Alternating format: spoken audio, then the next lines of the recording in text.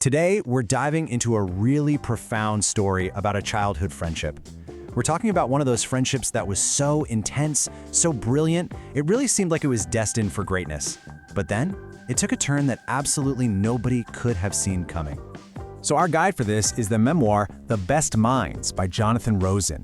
And right off the bat, this is serious business. This book was a finalist for the Pulitzer Prize, which tells you we're dealing with a story that has incredible power and, real literary weight. And just look at the subtitle. It lays out the entire heartbreaking journey for us, a story of friendship, madness, and the tragedy of good intentions. It tells you from the jump that this story starts with this amazing friendship, but it's going to end in madness and tragedy. What a hook, right? It just sets this incredible tension from the very beginning. Okay, so let's rewind. Let's go all the way back to the beginning. We're in New Rochelle, it's 1973, and the author, Jonathan, meets this boy named Michael Laudor for the very first time. And this wasn't just some random kid meets kid situation. Oh no, it was treated as something almost fated. Michael was actually given a title, the suitable playmate.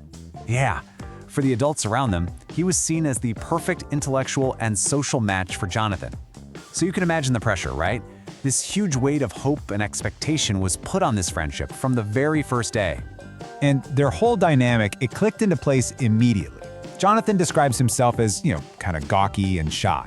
Michael was the exact opposite, self-assured, confident. He just took up space. Jonathan's own awkwardness was actually soothed by Michael's sheer presence. They were like these two magnetic opposite poles. So Michael wasn't just a friend Jonathan happened to make at school. His arrival felt bigger than that, like a major plot point in Jonathan's life, something that was just meant to be. As Rosen himself puts it, Michael was simply inevitable. So what did this inevitable friendship even look like? Well, it wasn't just about riding bikes or playing catch.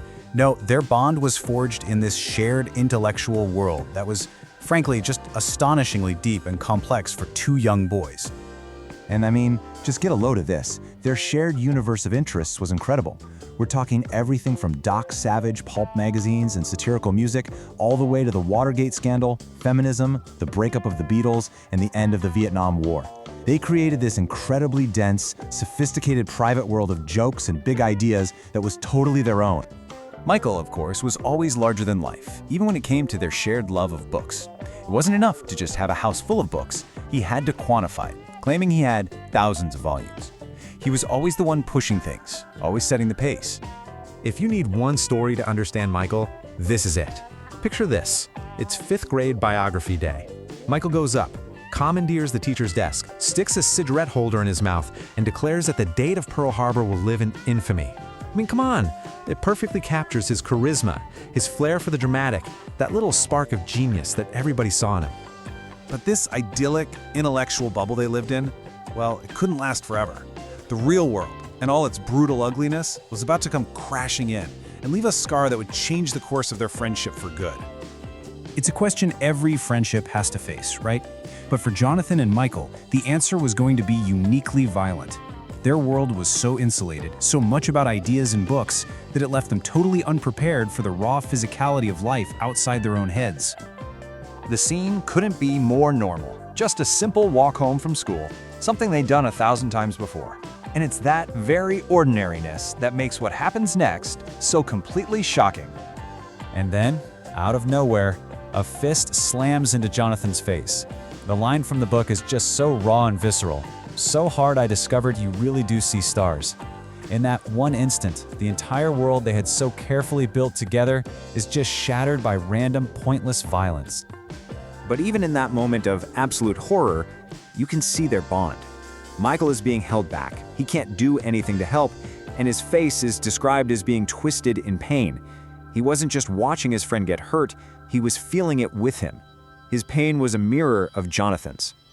But then, just moments later, Michael's response is something else entirely. He doesn't say, "Let's tell a teacher," or "We should call the police." No, his immediate gut reaction is violent revenge. Get some guys together, some lead pipes, and take care of it. And in that one sentence, this deep, unsettling crack between the two boys is suddenly exposed for the first time. So this one event, this one awful afternoon, becomes a huge turning point. It's an event that somehow both deepens their bond and at the same time foreshadows the very different paths their lives are about to take. And that's the real paradox here, isn't it? The assault somehow strengthened and fractured their friendship at the same time. Jonathan says they were welded together by the shared trauma, but that very same event revealed two totally different ways of seeing the world, one that turns inward and another that lashes outward, with this clear hint of violence. And all of this brings us back to that central, haunting question of the whole book. How does a friendship that was forged in so much brilliance and promise end up in tragedy? The story tries to answer that by tracing the line from a shared world of ideas all the way to an unimaginable end. And it suggests that maybe, just maybe, the seeds of that tragedy were planted from the very beginning.